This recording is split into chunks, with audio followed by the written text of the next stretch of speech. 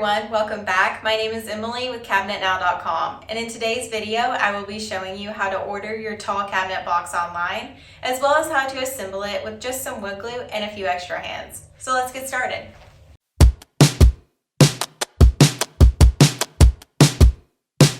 To order my cabinet box online at CabinetNow.com, I first selected the tall cabinets section.